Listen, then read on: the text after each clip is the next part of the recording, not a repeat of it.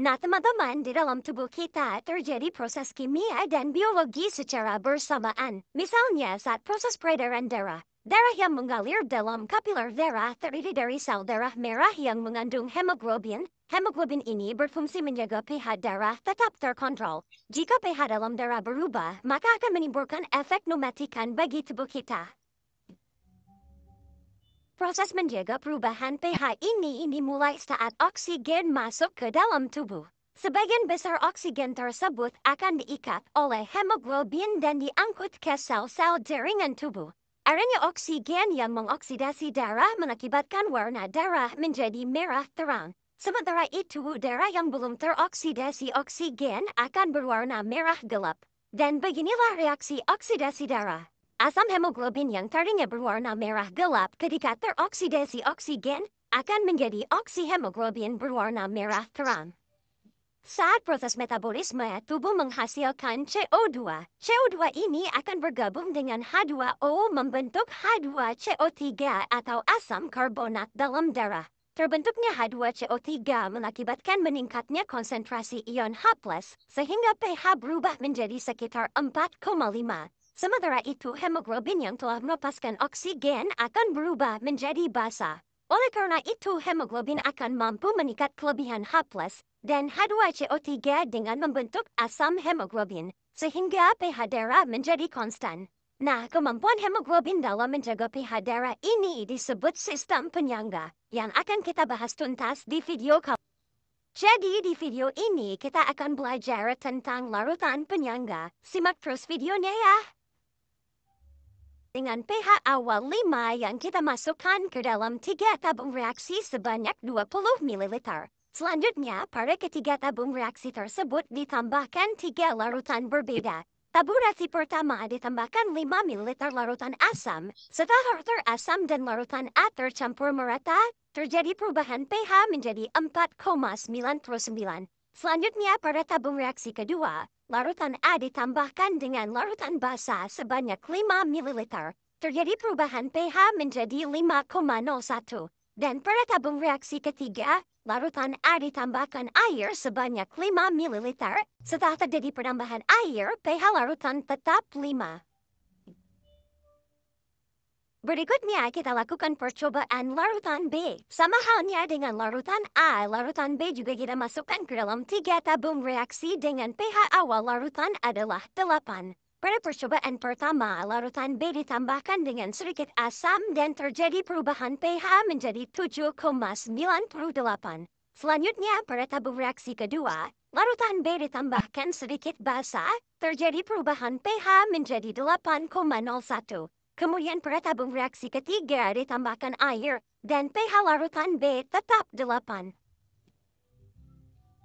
Nah, teman-teman, dari 2 percobaan sebelumnya dapat kita simpulkan bahwa adanya penambahan sedikit asam atau sedikit basa atau air pada larutan A dan B hanya mengubah sedikit pH larutan dengan nilai yang tidak signifikan. Artinya, pH larutan bisa dikatakan tetap atau konstan. Kondisi larutan inilah yang disebut dengan larutan penyangga atau buffer. Jadi, larutan penyangga adalah larutan yang dapat mempertahankan pH saat terjadi penambahan sedikit asam atau sedikit basa atau pengenceran. Berikutnya, kita akan melihat komponen penyusun larutan penyangga. Larutan penyangga terdiri dari 2 jenis, yaitu larutan penyangga asam dan larutan penyangga basa. Pada larutan penyangga asam, komponennya dapat kita amati pada reaksi berikut. Larutan CH3COOH dicampur dengan larutan garam CH3COONA. CH3COOH merupakan asam lemah, dan CH3COO- adalah basa konjugasinya. Jadi, pada larutan penyangga asam, komponen larutan penyangganya terdiri dari asam lemah dan basa konjugasi. Pada larutan basa, kebalikannya, misalnya pada reaksi berikut, NH3 direaksikan dengan larutan garam NH4Cl. NH3 merupakan basa lemah, dan NH4+ adalah asam konjugasinya. Jadi pada larutan penyangga basa, komponen larutan penyangganya terdiri dari basa lemah dan asam konjugasi.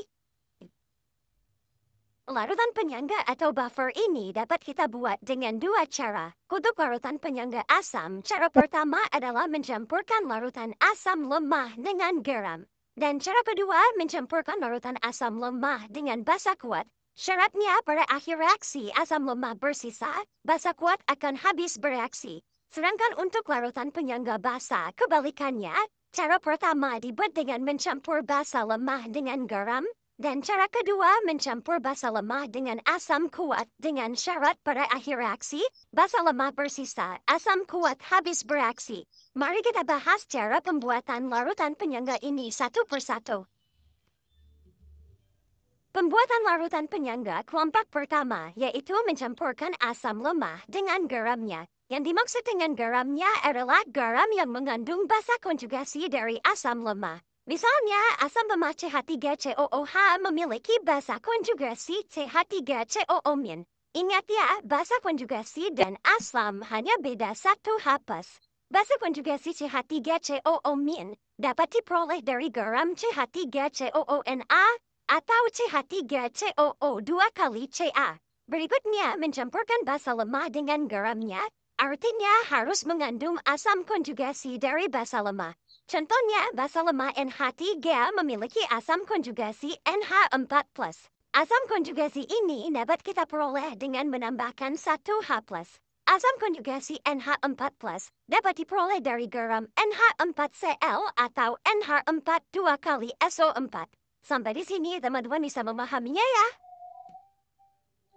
Selanjutnya, pembuatan larutan penyangga kelompok kedua. Mencampurkan asam lemah dengan basa kuat. Misalnya pada reaksi CH3COOH atau asam lemah ditambah NaOH atau basa kuat, menghasilkan CH3COONA ditambah H2O. Pada reaksi ini, asam lemah berlebih, sedangkan basa kuat habis bereaksi. Pada akhir reaksi, terbentuk garam yang mengandung basa konjugasi. Demikian juga yang terjadi pada pencampuran basa lemah dengan asam kuat. Contohnya pada reaksi NH3 atau basa lemah ditambah HCl merupakan asam kuat menghasilkan NH4Cl. Pada reaksi ini basa lemah berlebih, asam kuat habis, dan terbentuk garam yang mengandung asam konjugasi dari basa lemah. Gimana teman-teman bisa dipahami ya? Nah, sekarang kita akan membahas prinsip kerja dari larutan penyangga. Pertama, prinsip kerja larutan penyangga asam. Pada larutan penyangga asam terjadi kesetimbangan berikut. Ha menjadi ion H+ dan amin. Jika ke dalam larutan penyangga asam ditambahkan sedikit asam kuat, maka kesetimbangan akan bergeser ke kiri. Ion H+ dari asam kuat akan bereaksi dengan komponen basa konjugasi dari garamnya dan membentuk asam lemah. Sebaliknya, jika ditambahkan sedikit basa kuat akan menggeser kesetimbangan ke kanan, sehingga konsentrasi ion H+ dapat dipertahankan. Ion OH- dari basa kuat akan bereaksi dengan komponen asam, membentuk basa konjugasi dan air. Prinsip kerja larutan penyangga basa hampir sama dengan larutan penyangga asam. Pada larutan penyangga basa ketika ditambahkan sedikit asam kuat, kelebihan ion H+ pada asam bereaksi dengan basa lemah, membentuk asam konjugasi, sedangkan pada penambahan basa kuat, ion OH- dari basa kuat akan bereaksi dengan komponen asam konjugasi, membentuk basa lemah dan air. Jadi, jika ke dalam larutan penyangga asam ditambahkan sedikit asam kuat akan bereaksi dengan garamnya yang mengandung basa konjugasi membentuk asam lemah. Dengan demikian, pengaruh asam kuat sangat kecil.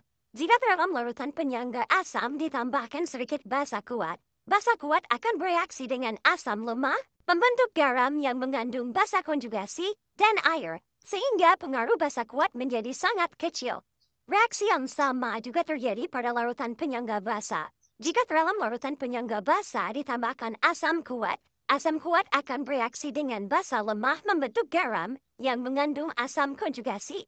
Sementara itu, jika dalam larutan penyangga basa ditambahkan sedikit basa kuat akan bereaksi dengan garamnya yang mengandung asam konjugasi, membentuk basa lemah dan air. Sistem inilah yang membuat larutan penyangga memiliki pH relatif konstan, walaupun ditambahkan sedikit asam atau sedikit basa. Larutan penyangga asam dapat dibuat dari campuran asam lemah dengan basa konjugasi atau garamnya.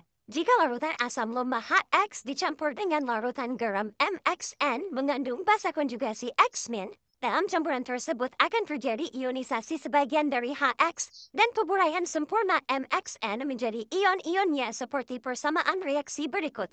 Untuk mengetahui konsentrasi ion H+ dalam larutan penyangga asam, dapat ditentukan dengan persamaan konsentrasi H+ sama dengan Ka dikali konsentrasi HX per konsentrasi X min garam sama dengan Ka dikali konsentrasi A per N dikali konsentrasi G sama dengan Ka dikali mol asam lemah per N kali mol garam. Untuk menghitung pH sama dengan min log konsentrasi H+.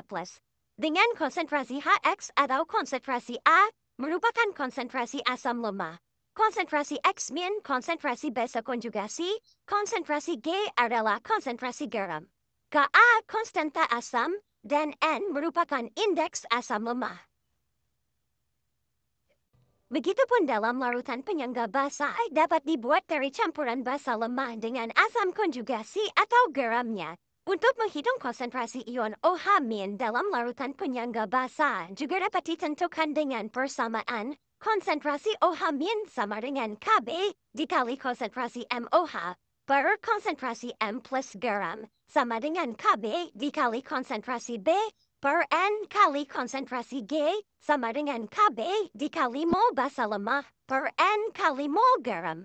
Untuk menghitung pOH sama dengan min log konsentrasi OH- sehingga pH sama dengan 14 dikurang pOH. Dengan konsentrasi MOH atau konsentrasi B merupakan konsentrasi basa lemah, konsentrasi M+, konsentrasi asam konjugasi, konsentrasi G adalah konsentrasi garam, Kb konstanta basa, dan N merupakan indeks basa lemah. Kita akan melihat aplikasi penghitungannya pada contoh soal setelah ini. Bisa dipahami ya? Agar teman-teman semakin paham, mari kita selesaikan contoh soal berikut. Soal pertama, terdapat tabel yang menunjukkan pH beberapa larutan. Kita diminta menentukan larutan yang termasuk penyangga. Sebelumnya kita sudah belajar konsep larutan penyangga, yaitu larutan yang dapat mempertahankan pH saat terjadi penambahan sedikit asam atau sedikit basa atau pengenceran. Artinya, pH larutan ini tidak mengalami perubahan yang signifikan. Nah, berdasarkan tabel pada soal, larutan yang memiliki pH cenderung konstan adalah larutan nomor 2 dan 3. Kedua larutan ini mengalami perubahan pH yang sangat kecil. Jadi jawaban yang benar adalah B. Larutan yang tidak bersifat penyangga. Kita tahu bahwa larutan penyangga terdiri dari dua jenis, yaitu penyangga asam dan penyangga basa. Larutan penyangga asam komponennya terdiri dari asam lemah tambah basa konjugasi dan dibuat dari campuran asam lemah tambah basa kuat atau asam lemah tambah garamnya. Sedangkan penyangga basa memiliki komponen basa lemah tambah asam konjugasinya. Dapat dibuat dari campuran basa lemah dengan asam kuat atau basa lemah dengan garamnya.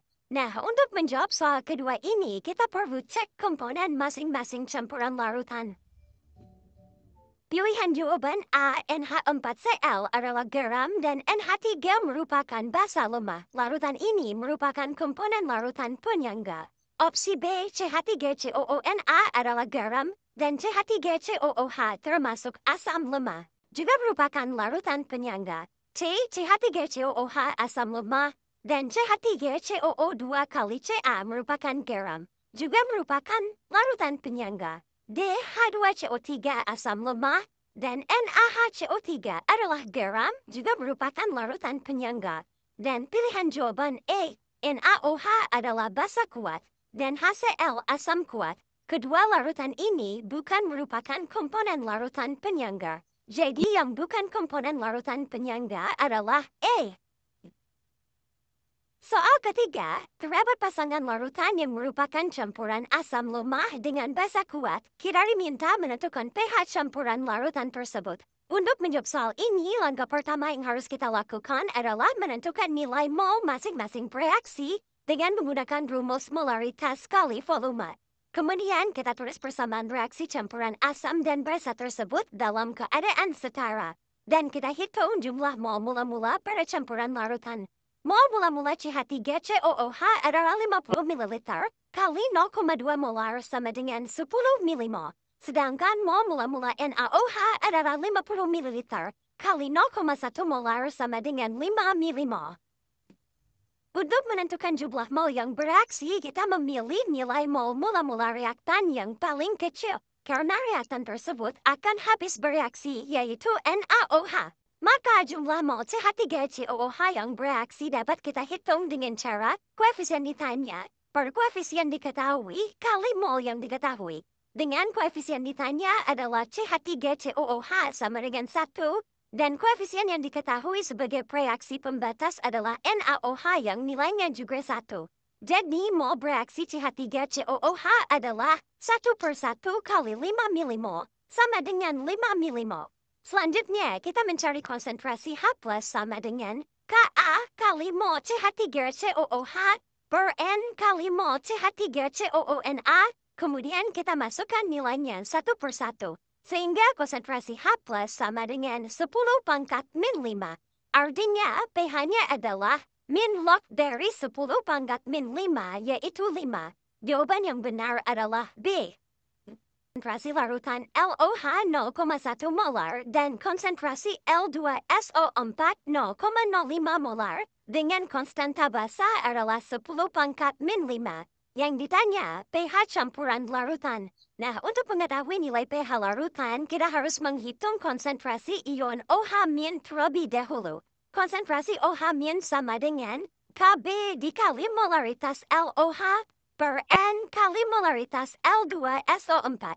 Kemudian kita masukkan nilainya 1/1, sehingga konsentrasi OH- sama dengan 10⁻⁵. Artinya pOH-nya adalah min log dari 10⁻⁵, yaitu 5. Maka pH larutannya adalah 14 dikurang pOH, yaitu 14 kurang 5 sama dengan 9. Jadi jawaban yang sesuai adalah C.